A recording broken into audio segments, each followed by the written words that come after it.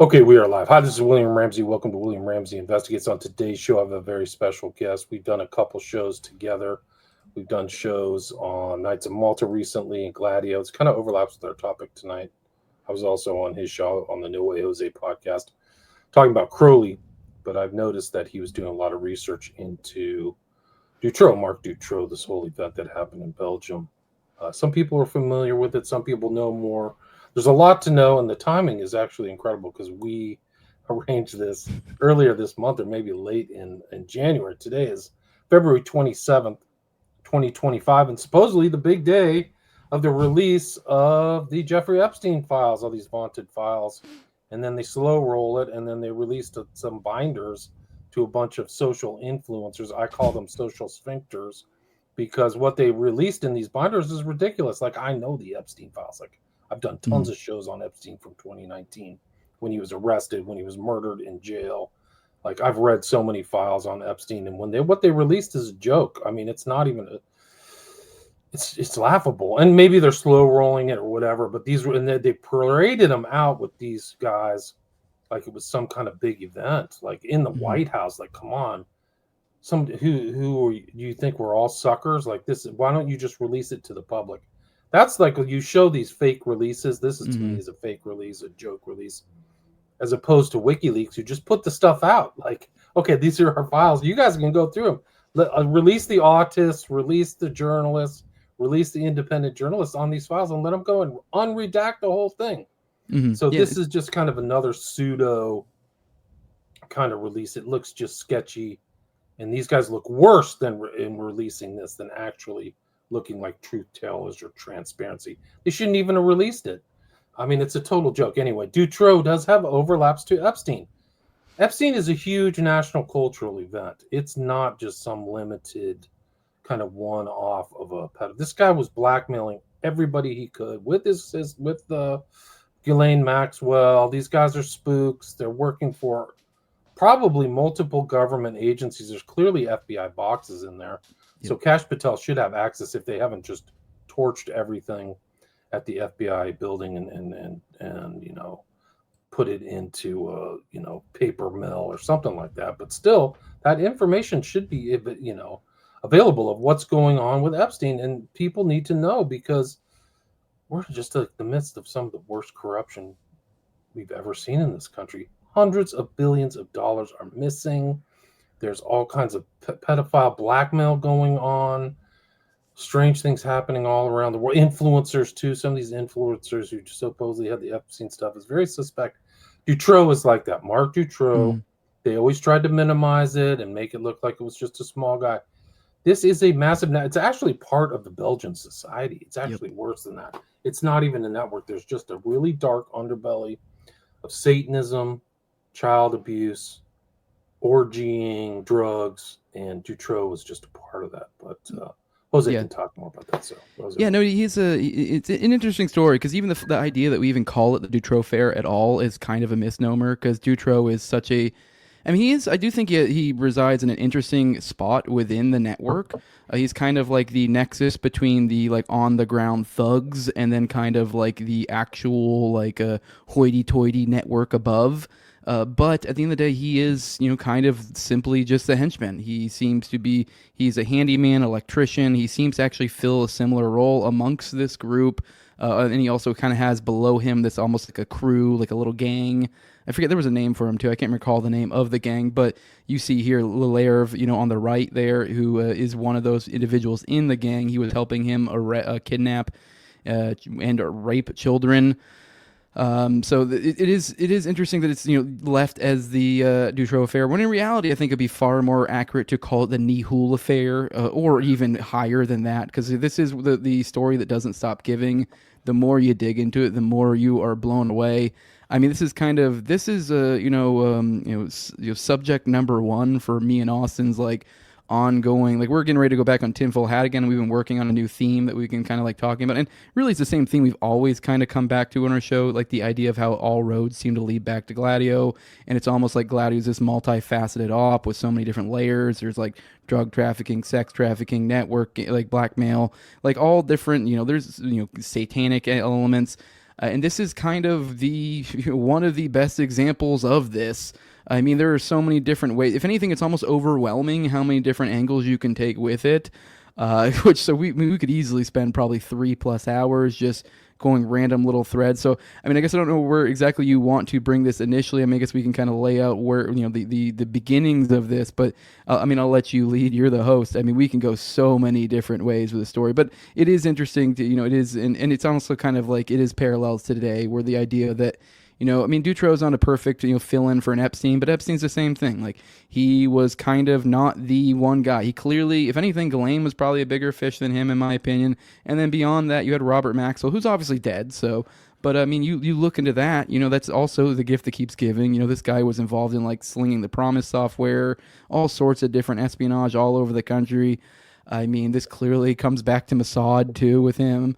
I mean, it doesn't so much the Dutroux affair, so there's no parallels there as far as I'm aware.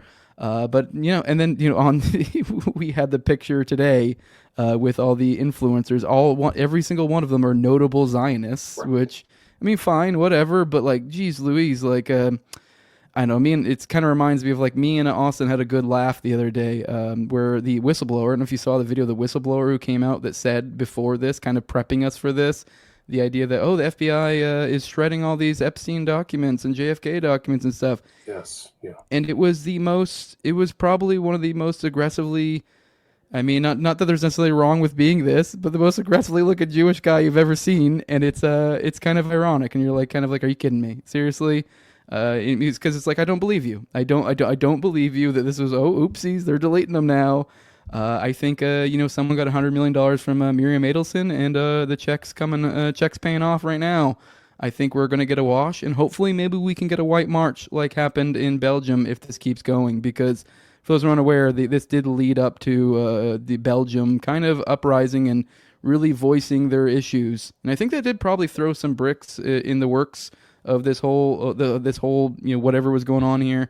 But yeah, there was like 300 to 350,000 people that marched in protests of how this all went down, since it was a very obvious cover up. But yeah, I'll pass it off to you. I'm just rambling now. Well, let's just talk about, for people who may not know why it got the name Dutroux Affair. It got the name because something happened in 1996 that opened up this whole thing in an investigation. People were freaked out. So maybe we can just talk about the basics and then expand from there. Like, what happened? Yeah, I believe it was the Julie and Melissa kidnapping that really set it off. That's where the people got involved. Although this happened before, and there were other. It is kind of hard. This is a one of those cases I've had to look at from many different angles to really get a grip on it. It's a little bit confusing because jumping around in the chronology where things, because yes, where this does kind of kick off is a Julie Melissa kidnapping, but there are things before. For example, Dutroux at 1989 was he got busted for abducting and raping 5 girls. He only got 13 years in prison and ended up only doing 3 years in reality. So this happened before then, but this was I guess the parallel here would be like with Epstein with his sweetheart deal before. Most people weren't really aware of it. It didn't really register on the public consciousness, but it really was in 95 when Julie and Melissa are kidnapped, and that the kind of circus that follows that really started getting the public involved. They started realizing what is going on here. I mean, there were multiple other girls throughout this whole ordeal that got kidnapped too. A couple of them ended up surviving. I believe the rest of them, met untimely fates. And it seemed pretty obvious throughout this. For example, there was a surveillance investigation throughout this.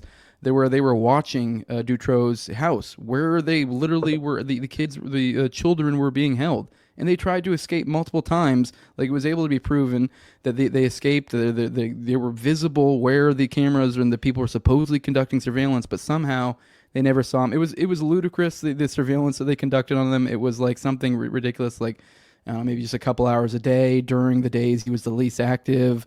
It was completely a put on, and if anything, it actually filled the role of giving the appearance, this public show, as we just kind of got, this public show of look at what we're doing to address this problem. Meanwhile, what it really ended up doing was preventing other agencies from getting involved, because they thought, oh, look, this thing's unlocked. It also makes the public think, oh, it's being taken care of. Meanwhile, nothing's being done, and the children are literally starving to death.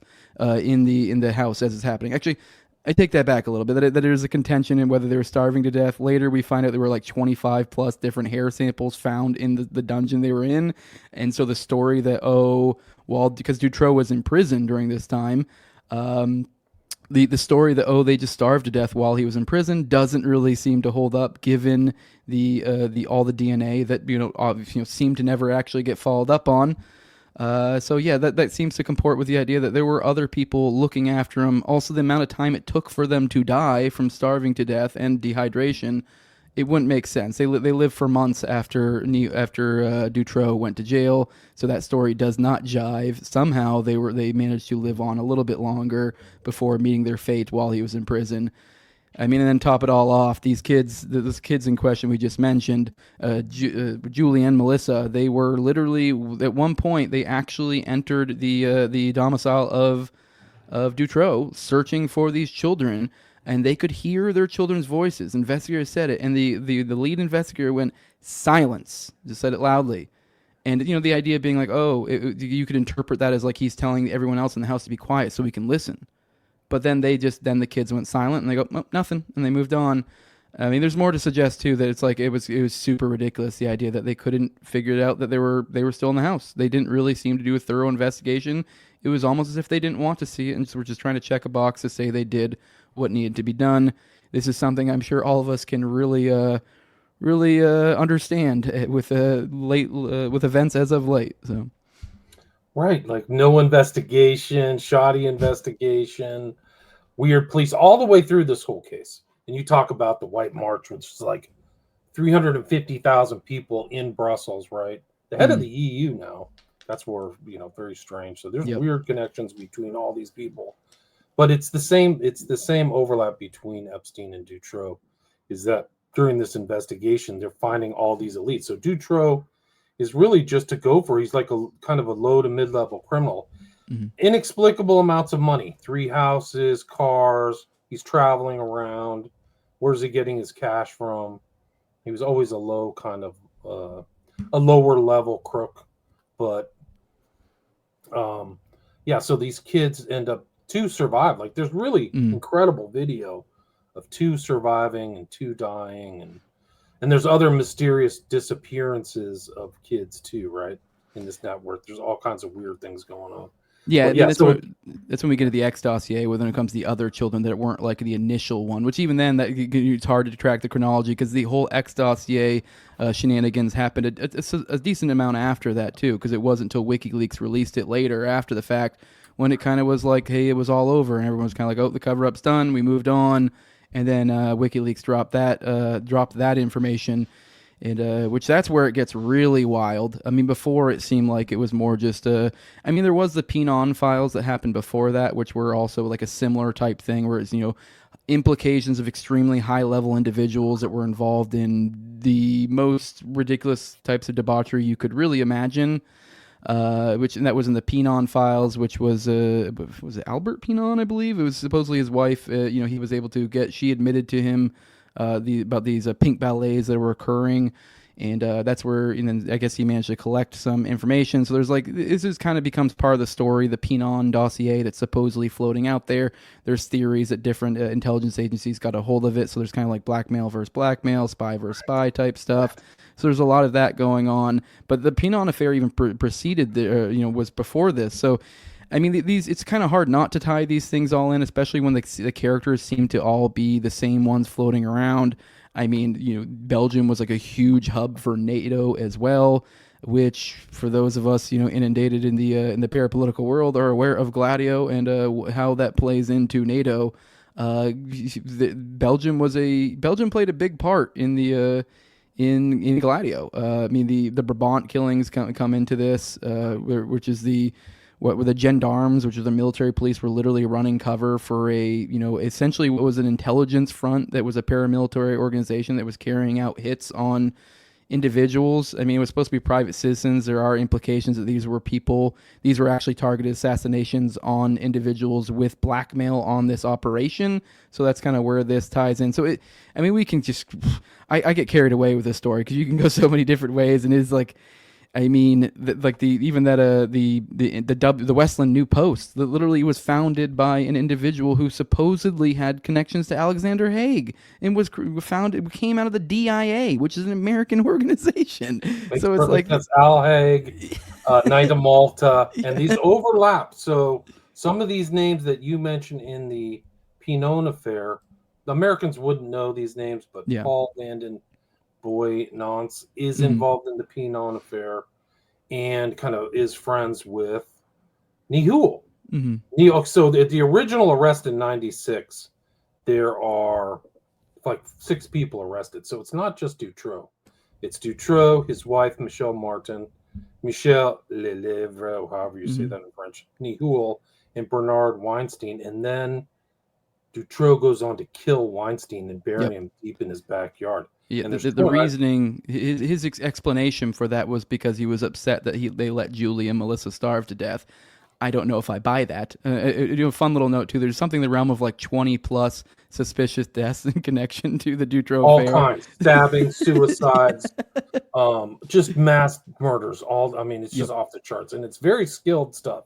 This Mm. is like pro level deaths. Like, And a lot of it's while he's in jail too, so you can't right. just say it was Dutroux. He's clearly clicked into a network. Like these are people being killed, carrying out targeted assassinations. Gladio. So it makes you wonder. I mean, you brought up VDB, Vanden Boynance, a second ago. I mean, in the Pinon affair, well, actually, no, it wasn't. It was King Albert, I believe, implicated in the Pinon affair. VDB may as well. But there's like a character most people have known. Like, if you've ever watched the Gladio documentary, most people are probably that are kind of in the know of this have seen the video of Michel Lebert, who was an individual who was part of Westland New Post and also part of their navy. There's another story where how they got NATO documents through Michel Lebert. But anyways, beside the point, Michel Lebert also claims to have seen I don't know if it's photos or video of King Albert and Vanden Boynance, who was the former prime minister of Belgium. I believe around most of this stuff he was the prime minister when the stuff was kind of heated up.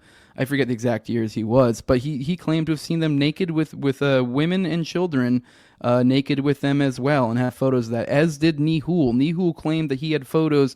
He claimed to a journalist that he could sell him photos of King Albert of Belgium, for a certain price of him naked with children. And King Albert, apparently, a fun fact, he's not able to be prosecuted because he's the king. That's literally how that works. I guess there's a cutout for him. He basically can do whatever. And there's a lot of people who theorize that's what got it thrown out because it's just kind of a non-starter. How do you even begin to approach a case that is involved that implicates the king? It just kind of you can't. And so I think there's probably more to it than that. But I mean, you can sum it up as like, yeah, it went all the way to the royal individuals that were in Belgium, and which makes it looks like Gladio was essentially being carried out by the elites up into including the royals, which I feel like that kind of adds a weird little element to it, especially when you understand the generational aspect of these people, and these people were kind of tied into the old world networks that kind of preceded World War II to begin with anyway. So it was almost like a carrying on of whatever was going on before that, and that's them. So no, I find all this incredibly interesting, and I could just schizo out on this forever. It's incredible because Yeah. that's why I'm saying this event, the Dutroux, is just a minimalization or a limited hangout or a narrowing of people's understanding because it goes, like you said, to the king, to all of these aristocrats. This is what they do. They orgy on the weekends. Like, this is how they blow off steam. They're not going over to the theater.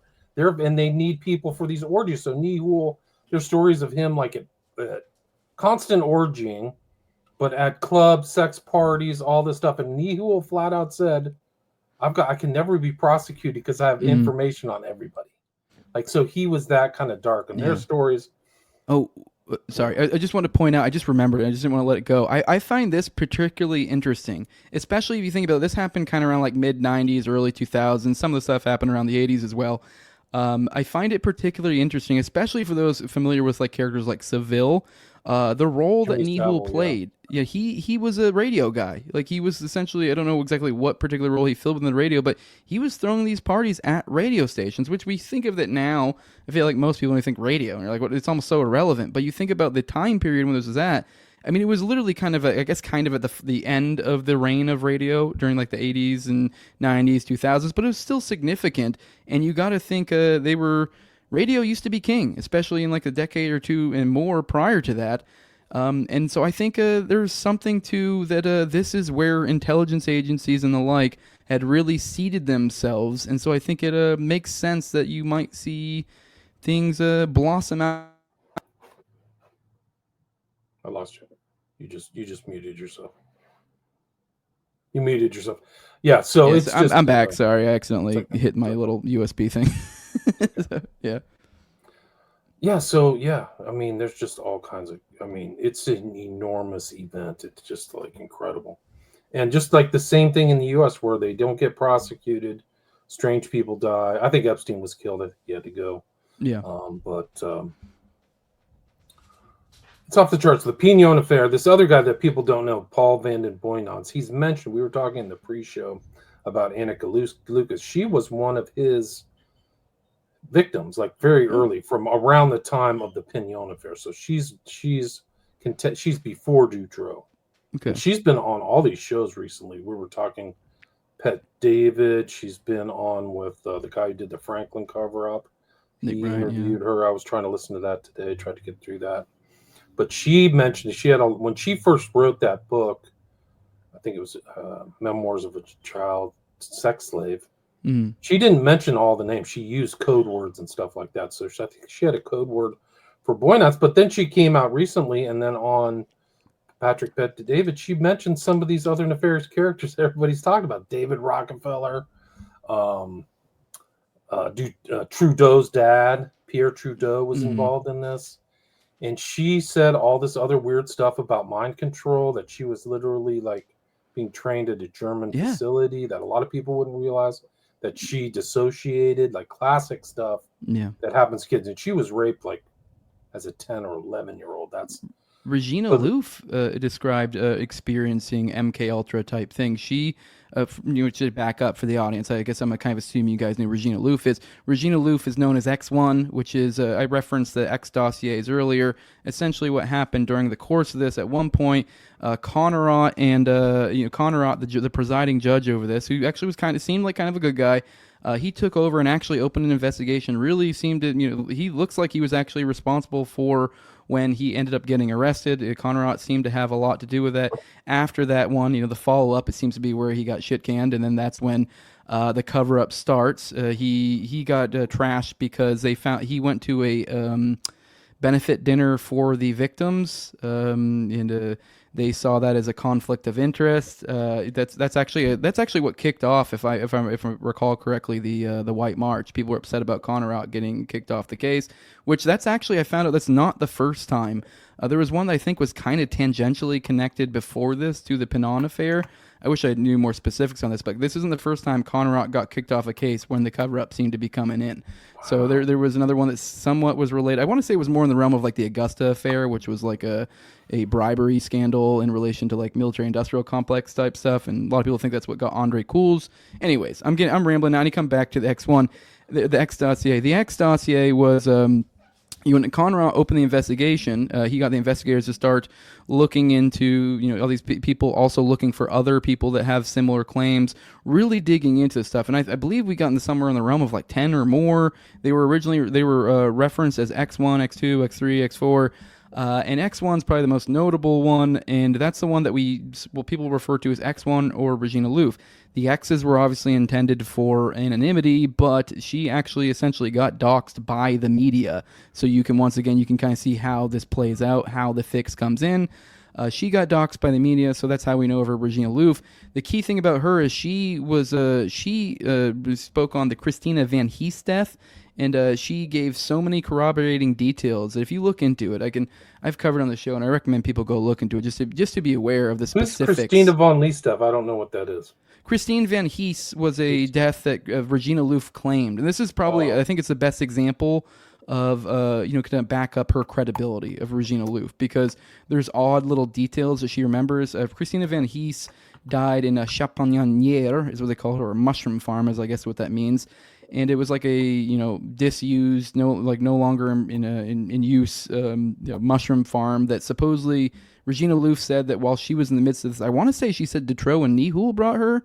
I might have that wrong, but brought them to the mushroom farm, and they essentially raped them and ended up killing her, killing Christine Van Hees, and kind of blaming it on Regina, which is kind of what the mind games they play.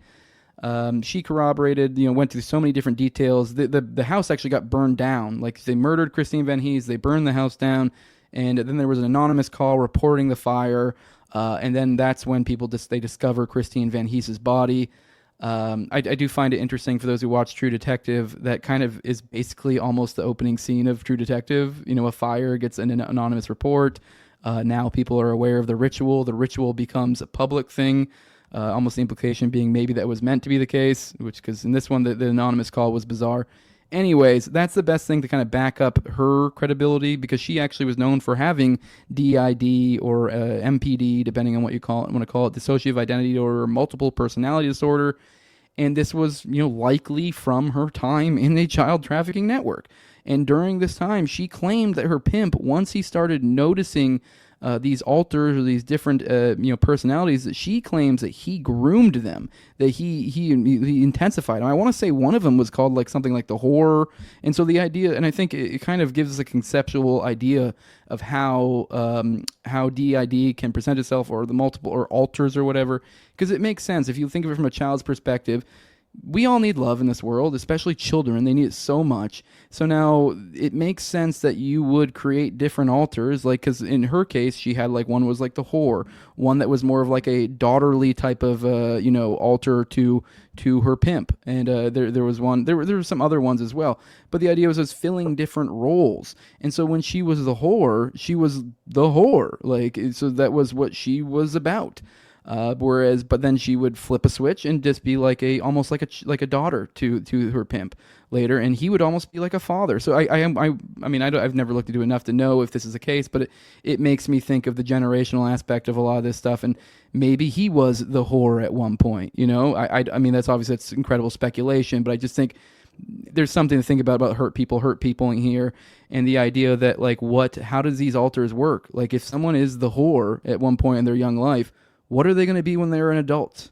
Likely probably plugged into this network and maybe filling some sort of role as the Whore.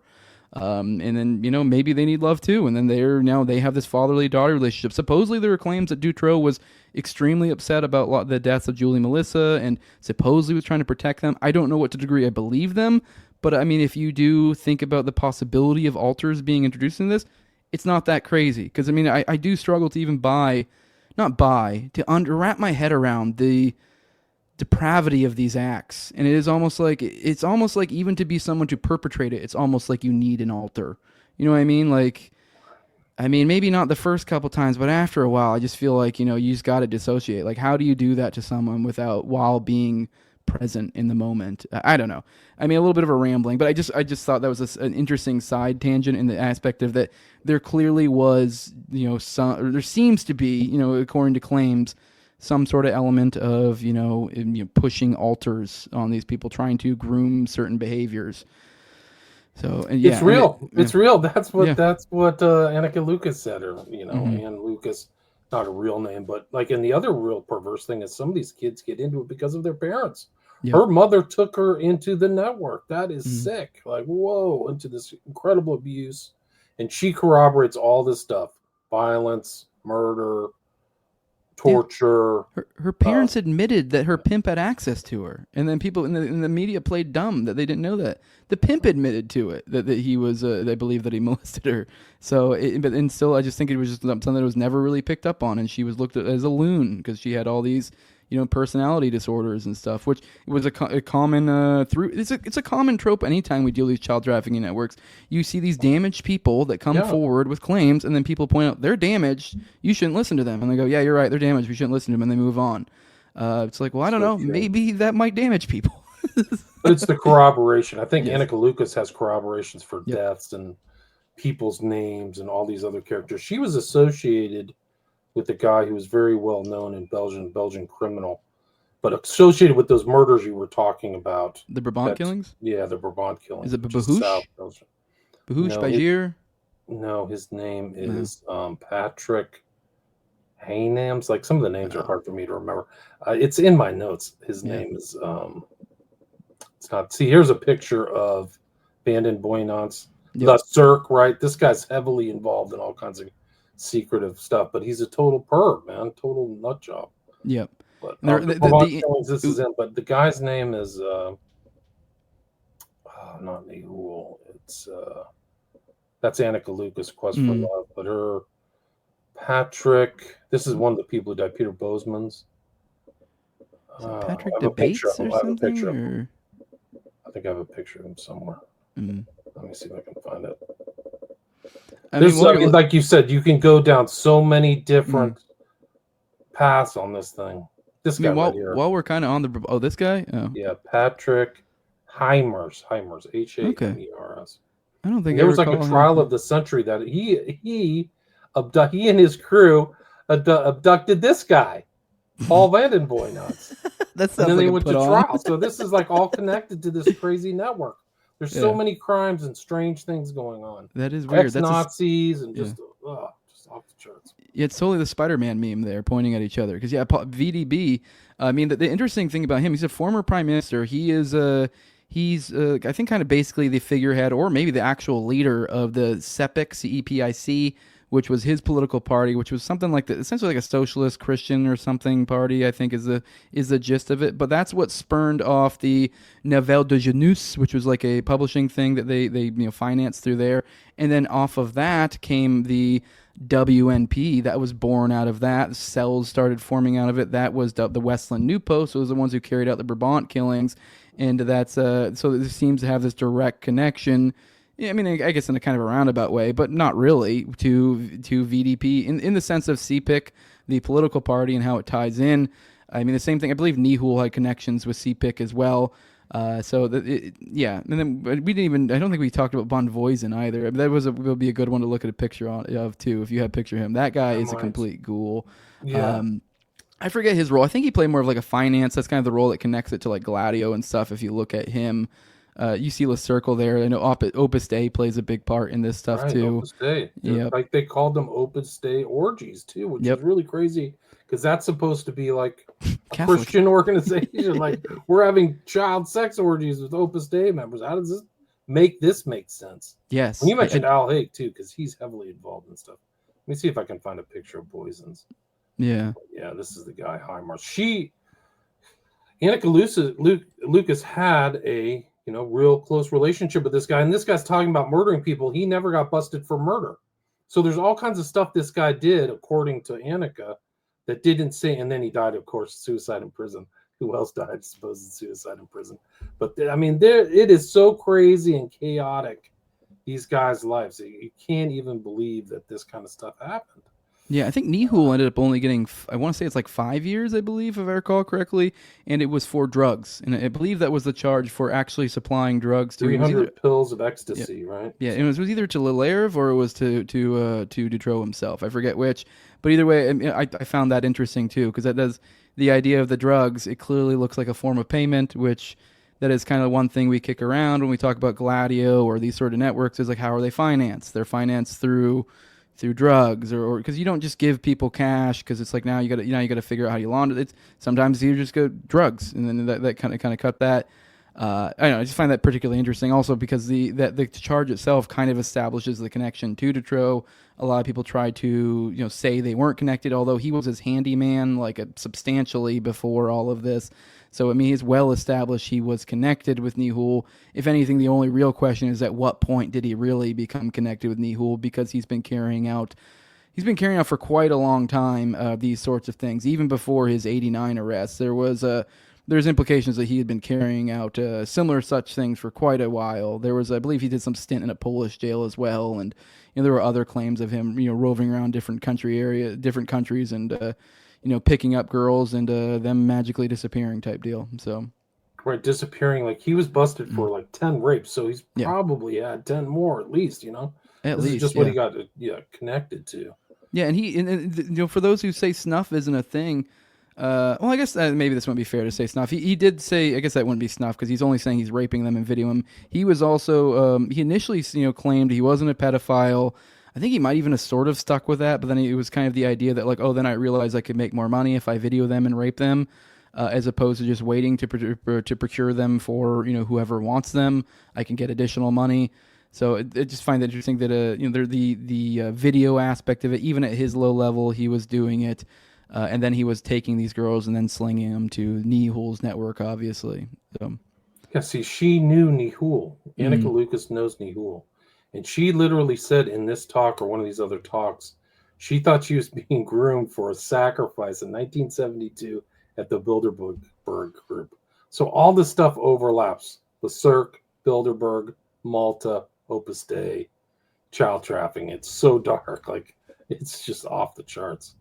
But here this is a cover of her book, Annika Lucas, and this weird Rockefeller things. And this is a picture, supposedly, of the sex club they had in Brussels where a lot of the stuff Dolo. Yeah, the Dolo. Yeah, that's it, Dolo Cafe. Yeah.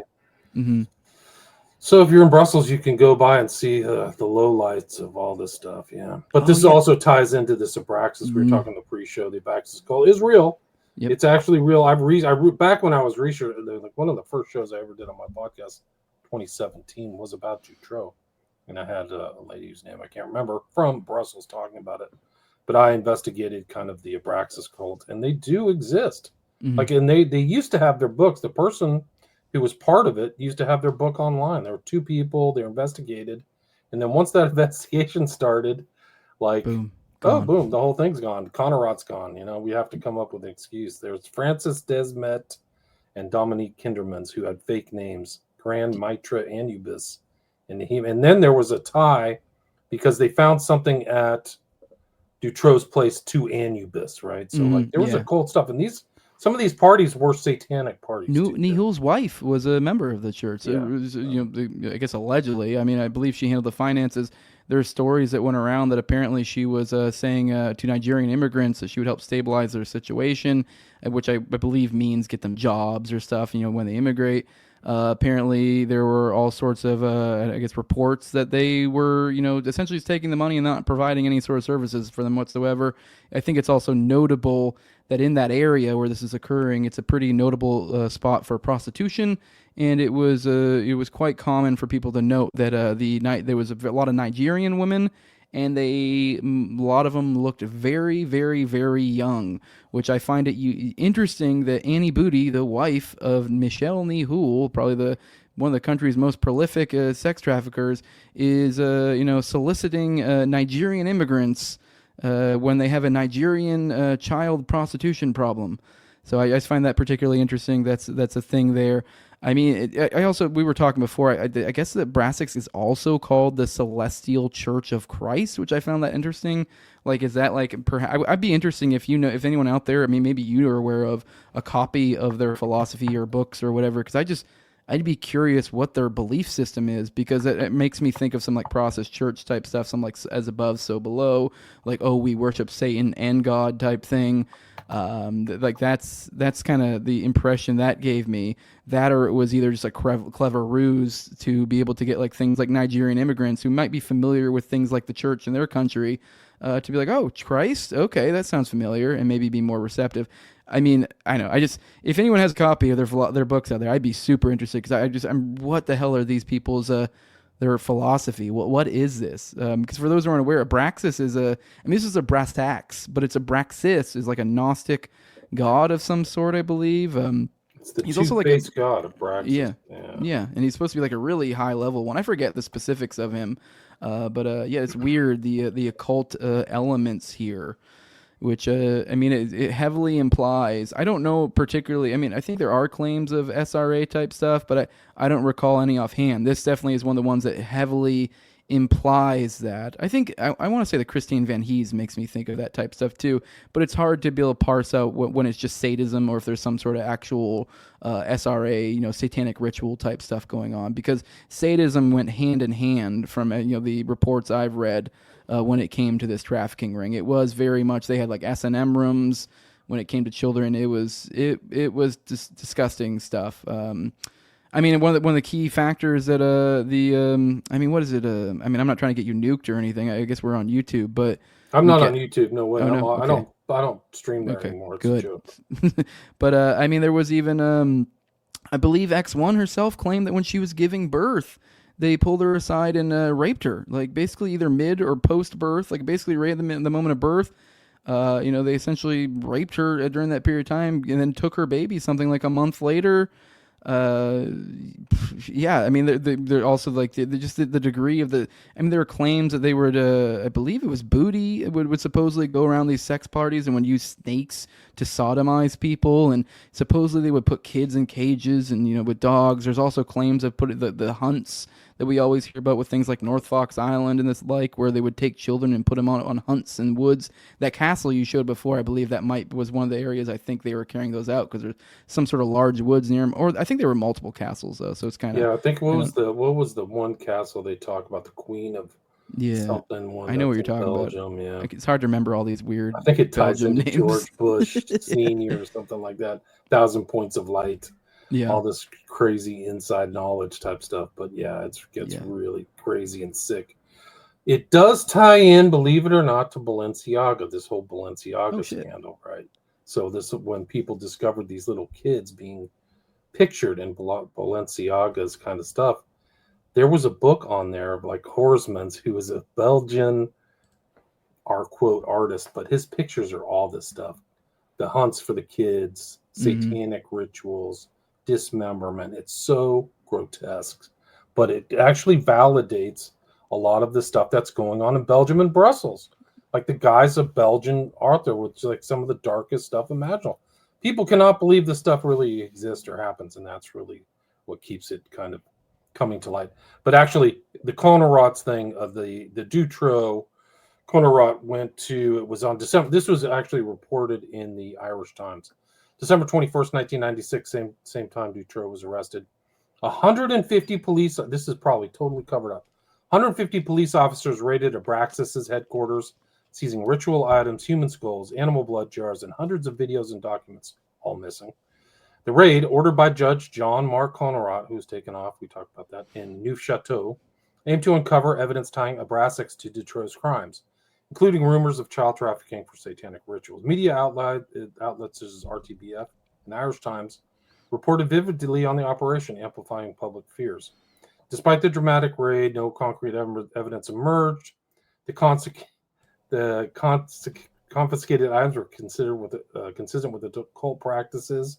There was a letter, Anubis letter, to Weinstein, who got killed, and then Conrad was removed from the case.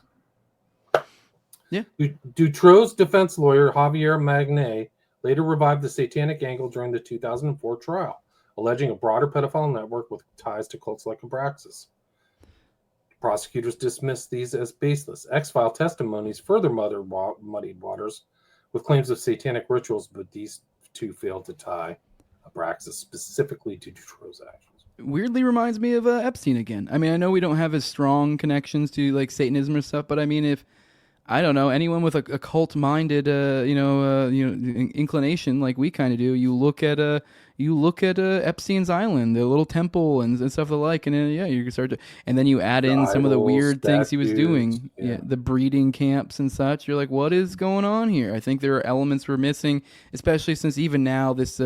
I feel like typically in the mainstream, this is commonly colored as like, oh, like pederasty, as opposed to or some of these girls being 18, 19, which that is a thing. There definitely were women in the young adult to teen range. Don't get me wrong, it's not okay to rape teens, but I'm saying it's obviously a different thing than like actually than pedophilia, pederasty. They're both awful, but there are differences of degrees.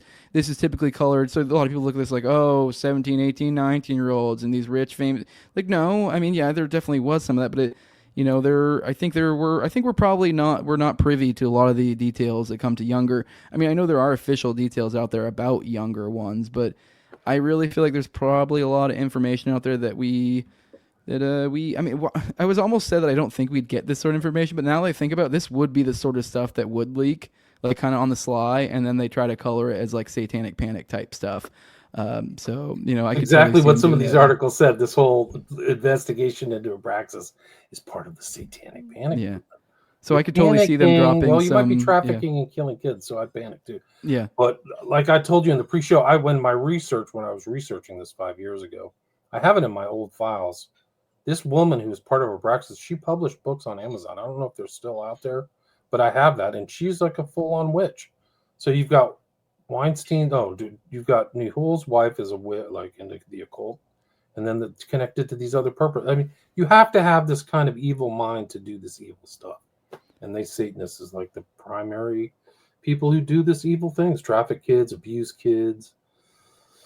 Sick. I mean, And as I said before, I think there's something to the fact of there's so much of a royal contingent here, and I think there's like it, because as I've kind of pointed, you got to be messed up. You got to be messed up to do this sort of thing. You hurt people, and there's this generational thing. What is going on with these elites? What are they doing? Like, how are these people being raised?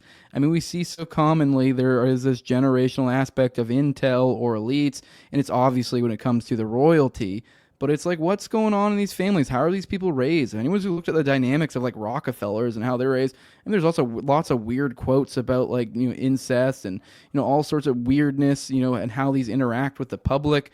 You're like, these people don't even like the normal human experience is so bizarre to them they can't even wrap their head around it. And so, like, what are these people doing? And then on the other side, like, to just kind of be able to show a little bit of sympathy to them, how were they raised? What kind of awful trauma did they deal with? Did they see awful things happen, but then they were told they're the special ones because they get to survive? What is happening with these people? Those are the files I want. Did you ever hear of the case of DuPont, one of the heirs of the DuPont family in Delaware, where Biden is the former governor or something like that? I've heard little bits and pieces of that. Yeah, it was Hunter, or not Hunter, the other Biden brother, Bo, right? No, but this DuPont heir, you can look this up. It should be online still. I think he was raping his infant daughter, and he got tried. He got convicted, but the judge said he just wouldn't handle jail very well, so we're going to put him on 5 years of probation. It is so sick. So this guy was definitely subjecting his kids to like the most dark crap.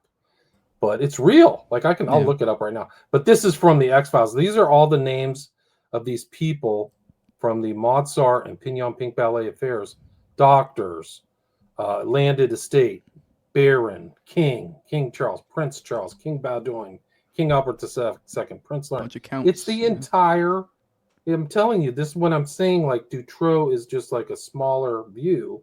The wide-angle lens is that this is a cultural thing that's happening in Belgium, much like Epstein. So you have to see all Count Lippens, Count Maurice, Count Leopold Lippens. It's like a tale of two worlds. Like what these guys are in like a whole new other world. Like this is normal to them. Like this is just something they do amongst themselves. Like they see this as normal. I mean, there was something I was reading where kind of like the idea of this sort of blackmail is that just people get comforted into this is just normal. That this is just what we do, and the next thing you know, there's a picture, and you go, okay, I guess I got to deal with this. But this is normalcy for them. This is what they do. And as you see all these names, it is like, yeah, these people are of a certain pedigree. So it's and above the law, right? So you said the king was above the law; he couldn't be tried.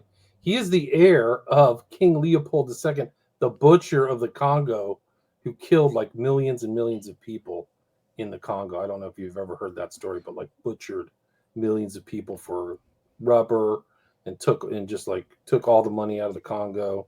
But also related to Saxe-Coburg-Gotha, this famous kind of names. Princess Napoleon, Duke of Brabant. These are all these the royal family of the so-called Windsors were only recently called the Windsors after World War One. They are Saxe-Coburg-Gothas. So if you see all this crazy stuff going on with the Epstein and the royal family of England, it's the same kind of stuff. You can draw these analogs. You can draw these similarities. This is not a stretch. I agree. Yeah, it is not a stretch at all. These are, it's bad. Yeah, there's something going on among the elite, and I find it concerning. The landed aristocracy, and it kind of ties into Crowley's kind of outlook, the aristocratic outlook, which is the slave shall serve. These And I find it people are lesser than us, and we're going to prove it by treating Yeah, them like and I find it particularly grosser that because like I always like to focus on how this comes back to Gladio. It's like if you think about what this is like a worldwide network that this is like we're looking at somewhere near the top here, and this is these are people that are carrying out likely false flag attacks all over the world, and to uphold it, they are literally taking children from around the world, raping them, exploiting the photos from the photos and videos from it to get their way.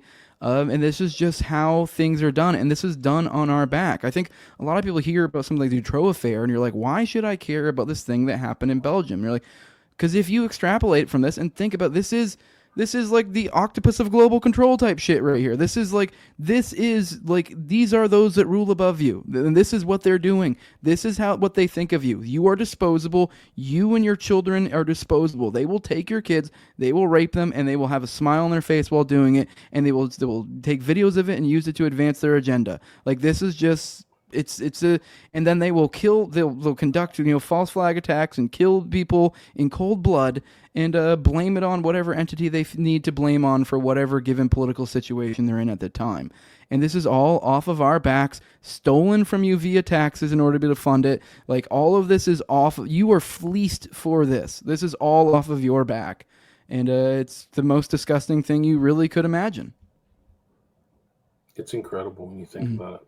Like this whole USAID thing, like how much of that money went to terrorism? We know it's gone to terrorism worldwide, but how much goes, like we know it went to propaganda as well, right? Like it's just incredible. How much went to like murders, raping kids, raping kids? Like who knows? We don't know. They know they have names that go somewhere. They don't know where the money went. So all these guys had these slush funds. All these people you see on TV, and it's through their not all of them, but a lot of them, their relatives are getting NGO money from. I mean, they even proved that our vaunted president, the Saint Obama, decided he was going to get $2 million in just free money from one of these NGOs for doing Obamacare. Like, wasn't Epstein getting some sort of like doing some sort of weird lottery scams to advance money or something? I vaguely recall something like that. I find it interesting. You kind of brought up like, I mean, we mentioned earlier how Dutroux had all this money and stuff, but then you see other characters, like there's an individual, kind of more in relation to the Brabant killings, but you can kind of loosely tie him into this Dutroux stuff as well. But he ended up in Thailand years later. He got fired from the gendarmerie, the military police. And he ended up, taking up a PI with another suspect in the Brabant killings, Bahouche, and he ended up actually getting busted for killing someone later. But anyways, he later, just recently, a couple of years ago, got arrested in Thailand, and he had something ridiculous like 6+ things. This is a guy who got fired as a cop a long time ago, was an unsuccessful PI that then went on to get arrested. So he's had a legal trouble. So he shouldn't have a ton of money, but yet he's seeming to live like a well-to-do individual in Thailand. He gets arrested because his visa is expired. I mean, it's just bizarre. This guy's hobnobbing over there. He's an ex-cop, like who got fired before he even got to a pension. So like, I don't know how high he got. This guy's hobnobbing around with like royalty in Thailand. Like I don't know if it's a king or an emperor, like the sister of the emperor king or whatever the hell it is there. Like this is Bajir. I mean, it's nuts when you look into these people and you're like, so it is like, it makes you wonder, where is this money coming from? And I think it's likely that they probably find ways to slush money from government means of some sort, this scam or that scam, this NGO, that NGO. And so, this is where this money goes from. And they're all about, so these people they have to get rewarded or else the network will get exploited. So they take exorbitant amounts of your money in order to support these absolute monsters being able to, live an extremely comfortable life after the awful things they did.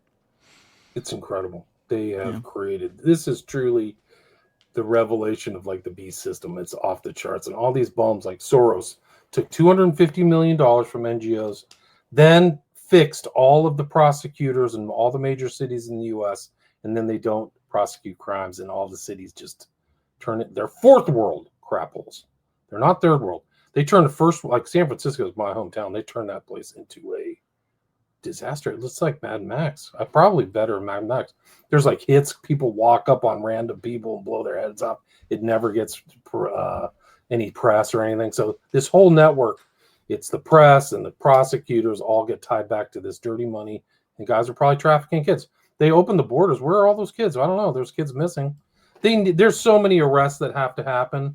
These people this is an exemplar today of this Epstein rollout.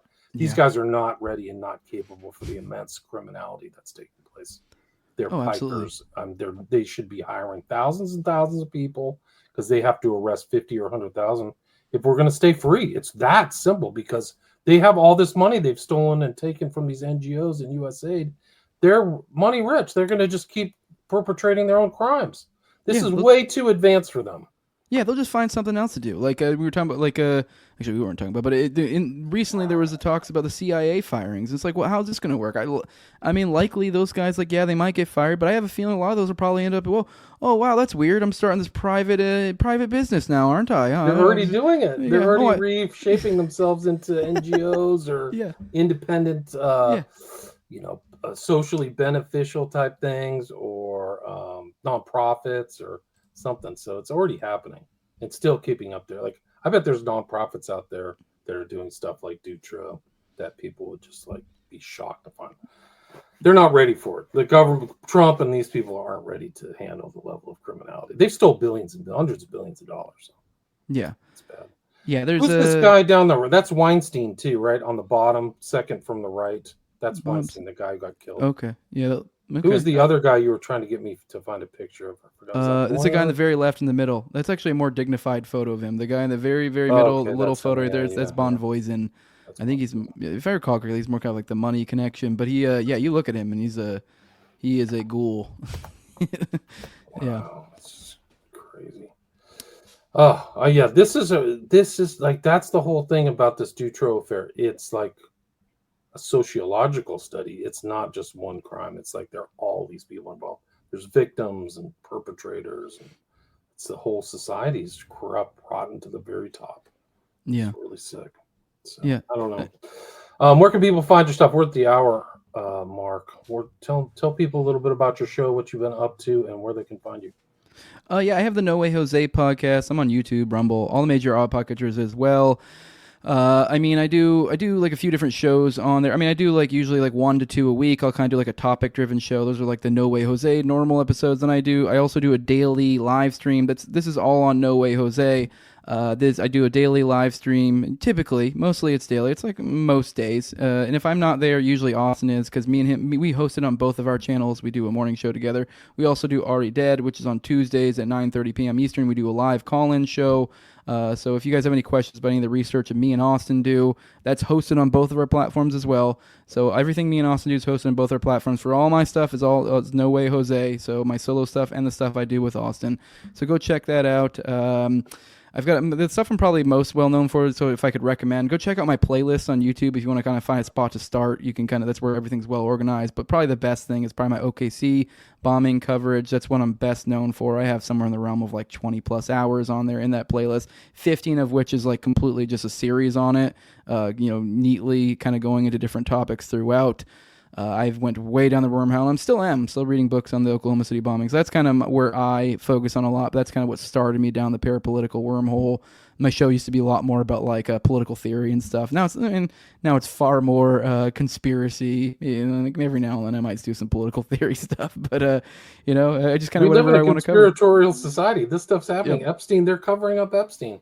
We're going to reveal it all, and all transparency is. I mean, from what they're showing now, that's a bunch of baloney.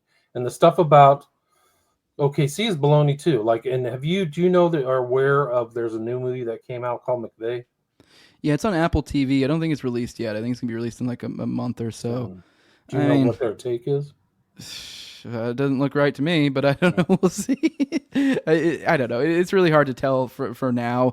It looks like they're kind of trying to cover the period leading up to the bombing. It's an area that Wendy Painting covered a lot in her book Aberration in the Heartland of the Real. That's kind of a weird portion of the period after he got out of the military and before the bombing.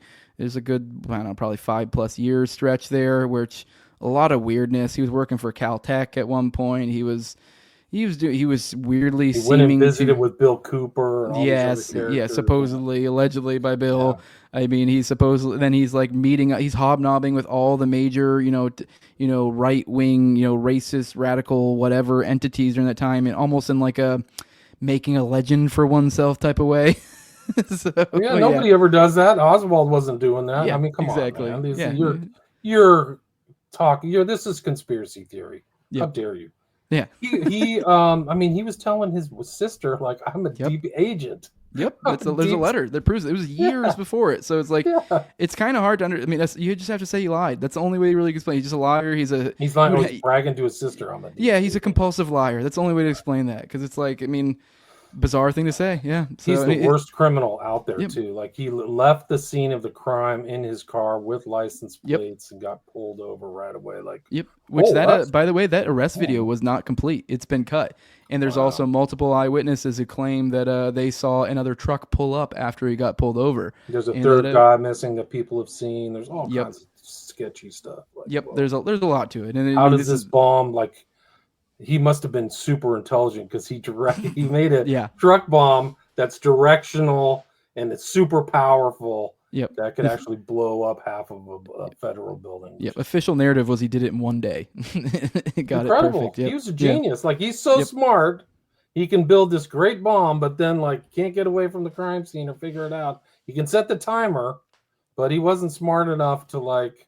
This is probably before like the advent of so many like video cameras everywhere, CCTV everywhere.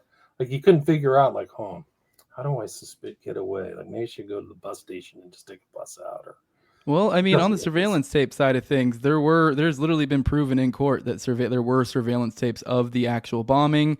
There even was Secret Service documents that say that they saw another person stepping out of the things. It was a second person stepping out of the Ryder truck. So yeah, but we've never seen it. Well, that's a little bit untrue. Jesse Trentadue in court received copies of it, but it weirdly seemed to it cut out at 9:02 right before the bombing. Every single one of them. That's weird, right? Yeah, weird. And then Jesse Trentadue gets beat up in. Wasn't that one of the Trentadues? It was Kenneth, his brother. Kenneth, his Yeah, brother. yeah.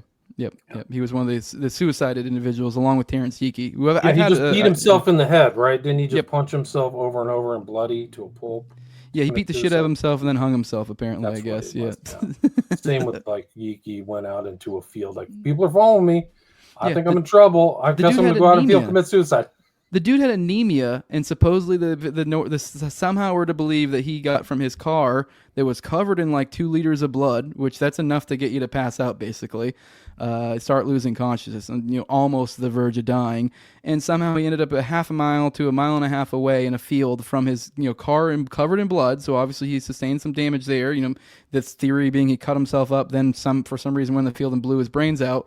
But yeah, somehow a guy with sickle cell anemia lost 2 liters of blood and managed to walk through a half a mile or a mile and a half of rough terrain, over fences, through streams and the like, and blow his brains out at a downward angle. And this guy was built like a corn-fed big dude, and we're to believe he shot himself like this. So It's just, I mean, it's yeah. preposterous. So many of the stories we've read and heard are just, Yep. they're just not believable. And same with Epstein. And this whole, I mean, this is like if this is a sign of things to come for the Trump administration, this Epstein rollout, Yep. we're in deep trouble because this Yep. this is The baloney. pivot is in. Yeah. Yeah. I mean, the other thing is like this, like I'm starting to, this just happened today, this kind of rollout with the Epstein file, but I'm starting to see them influencing these other influencers. So like, it's not just the agents of influence, but we've got these great guys and they're going to help us Yep. tell this part of the story for us. And they're going to look like the alt media. So we're not going to have the TV. Do you remember the Twitter files? This feels like they're following the template of like the Twitter file rolls out for this thing. I have a feeling that's going to be kind of how this presents itself. They're going to find people, these influencers, to roll it out. At least with the Twitter files, we got like what was it, Matt Taibbi? At least that was kind of legit. Now we're getting like lives a TikTok, like DC Drano, like what the fuck? Cernovich, come on, guys! Like, yeah, this lives of Tik. There, I mean, there's questions about her. Like, she's just. It gets people should be afraid of the alternate media because there's like really scary things going on in the alternate media and there's all kinds of very nefarious, very sinister influence agents out there. So be careful. It didn't used to be that way. It's getting real dark. They want full control. The Satanists, like these people who are like, Dutroux, they get off on total control and they don't like anybody independent. They hate independence and they want to blackmail everybody. Like they tried to put their finger on me. Like it's incredible. Like, whoa. Like they couldn't do it. But I mean, like the stuff is, you wouldn't believe it. I can't even tell the real stories. They sick a cutie on you?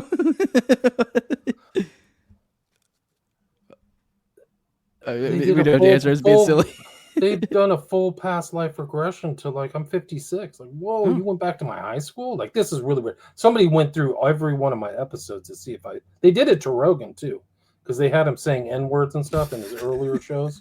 But they went through all his to try to put a finger on him too. And I think I'm gonna go ahead and say it. Show. Anyone out there, if you want to do that to me, please do. I will retweet it and I will laugh. I don't care. That's the way you stay uncancelable. Oh, you have this reel of me saying offensive stuff? Cool. They can never put anything in writing about me because it's fake. Because I'll sue them. I mean, it's easy. Like I'm an attorney. I know what defamation per se means, but it's bad. They don't want. It's a power thing, and they don't like independence. It's also competitive. So a lot of these guys are making money, and they don't want to have. I mean, it's just like any business situation. Yep. You're just a competitor for information. We don't want you to be critical of me or anybody else. We want to own the narrative. Yeah. And there's a lot of writing on these narratives. You have to kind of like there's a narrative that Israelis are at war with Gazans and it's a genocide. Like it's not a war. Like this, a war is like two equal parties kind of fighting each other. Like the Gazans are like fighting with like Toyota hatchbacks and sniper rifles or something. Come on, man. This is like nonsense. So there's a lot of. It's really getting real dangerous. Yeah, it's getting weird. Start dropping dead. I will tell you right now, mark my words, but February 27th, 2025, next couple of years, there'll be people die mysteriously in the alternate media. I promise you. As a chilling factor, they will do it just to make sure everybody gets scared and people go off and drive for Uber or do something else. Yeah, you're probably right. I do think that it does seem to be, there are a lot of odd characters that are coming in place. A lot of ones that like, I mean, on my morning show, I've done quite a bit of coverage of like, is so-and-so a Fed? Is so-and-so a Fed? And like, I'm usually pretty fair about it. And it's like, there are a lot of people with, I'm noticing a lot of patterns. I mean, a lot of them, there's not many of them I would really be like, he's totally a Fed, because I don't like the whole Fed jacking thing, but I'll evaluate the information and I'll give you an honest appraisal. There's a lot of individuals there that are glowing quite bright, and it's a little bit concerning. And it is kind of like, it's almost like to edge out people like me or you. So with that, I think people out there just need to support, people like me or you, because really we just need to be able to, try to get some quality up there in the other upper levels. That way we can be in positions where we can interact with these individuals. And I mean, not necessarily be, hostile, but, if you have someone like me or you in these high levels, and if you have someone that's like sort of on our page, but yet twisting the narrative to go one way, and you have somebody like us to rebuff it, it kind of puts them in a weird light where it kind of makes it more obvious what they're doing. But if they can inculcate themselves to be separate from us, to where they don't have to interact with any organically, impressive people of any sort, then it's like they're able to get away with, I'm going to find a way to cope this for whatever, political entity I'm probably assigned to advocating for or whatever, There's so much secret NGO money out there from the Biden administration. These guys will be out there forever. Yeah, and the secret money you never see. But some of those guys, like even these influence operators who are at the White House today, I know for a fact some of those are getting big dollars from like wealthy resources and things like that. Like they're not independent. They don't even say they're independent because I don't think they could get away with it. Jose, great to talk with you. People check out your stuff. I'll put links to your YouTube channel with the playlist and your podcast, and this goes out today, February 27th, 2025. And follow me on Twitter at TowerGangJose if you want to do that. And if you want to support me monetarily, patreon.com/NoWayJose2020. I'll put I appreciate you having me on, William. I love coming on. It's fun. It's always good to have you on too. Yeah, super knowledgeable about this stuff. But guys, the Dutroux affair is very similar to Epstein, guys. Same kind of stuff. Control, elites, it's weird things happening with the legal system. Like even now, weird things are happening. So stay frosty, as they say. Stay cold, stay safe, and God bless. Thanks so much for your time. Thank you. All right, stay there.